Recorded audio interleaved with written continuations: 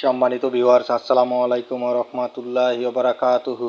আশা করি সবাই আল্লাহর অশেষ রহমতে ভালো আছেন, সুস্থ আছেন। এই চ্যানেলে আর একটি নতুন গুরুত্বপূর্ণ ভিডিওতে আপনাদের সবাইকে স্বাগতম। আজকে আলোচনা করব 1 জুলাই থেকে বিশেষ সুবিধা পাবেন এমপিওভুক্ত শিক্ষক কর্মচারীরা। বিস্তারিত থাকছে ভিডিওতে। এই ভিডিওটি দেখার আগে যারা এই চ্যানেলে একদম নতুন তারা অবশ্যই চ্যানেলটি সাবস্ক্রাইব করে পাশে থাকা বেল আইকনটি প্রেস করে দিন। আর যারা ইতিমধ্যে সাবস্ক্রাইব করেছেন তাদেরকে জানাই অসংখ্য ধন্যবাদ। 1 জুলাই থেকে বিশেষ সুবিধা পাবেন এমপিওভুক্ত শিক্ষক কর্মচারীরা।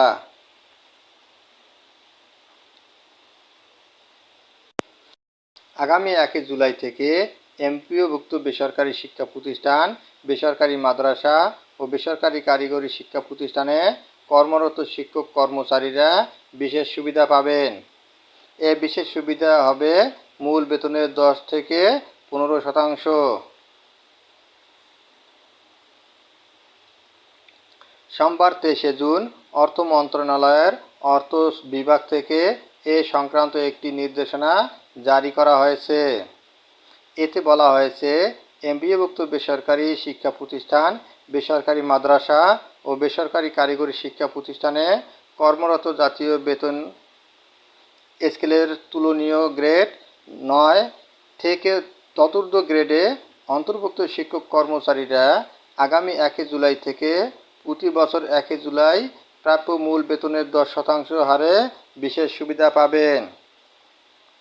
আর গ্রেড 10 থেকে তদনিম্ন গ্রেডে অন্তর্ভুক্ত শিক্ষক কর্মচারীরা 1 জুলাই থেকে প্রতি বছর 1 জুলাই প্রাপ্য মূল বেতনের 15% হারে 1500 টাকার কম নয় বিশেষ সুবিধা পাবেন। এর আগে গতকাল রোববার সচিবালয়ে এক সংবাদ সম্মেলনে অর্থ উপদেষ্টা ডক্টর সালেউদ্দিন আহমেদ বলেন, ঘোষিত সরকারি কর্মকর্তা কর্মচারীদের বিশেষ সুবিধা চাকুরিরতদের জন্য ন্যূনতম 1500 টাকা এবং পেনশনভোগীদের ক্ষেত্রে ন্যূনতম 750 টাকা করা হয়েছে।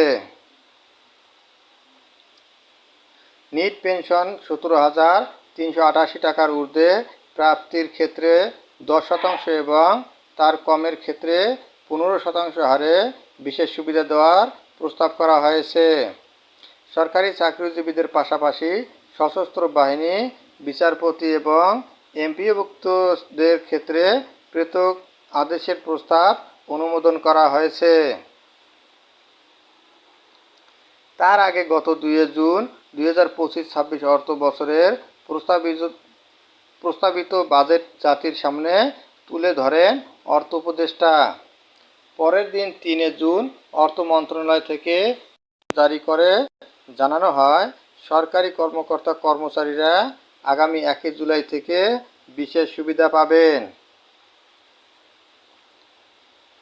ওই প্রজ্ঞাপনে বলা হয়, প্রথম গ্রেড থেকে নবম গ্রেডের কর্মচারীরা প্রতি বছর তাদের মূল বেতনের অতিরিক্ত 10% পাবেন এবং দশম গ্রেড থেকে 20তম গ্রেডের কর্মচারীরা পাবেন 15%।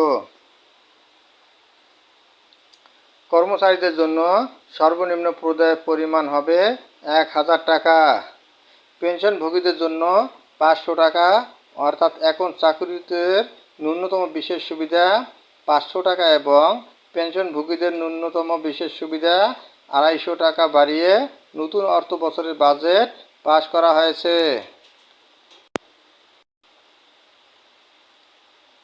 অর্থ মন্ত্রণালয়ের 3 জুনের প্রজ্ঞাপনে জানানো হয়, অবসরোত্তর ছুটিতে থাকা পিআরএল বরখাস্তকৃত কর্মচারী তাদের শেষ মূল বেতনের 50% ও কিছু চুক্তিভিত্তিক নিয়োগপ্রাপ্তদের ক্ষেত্রেও এ সুবিধা প্রযোজ্য হবে।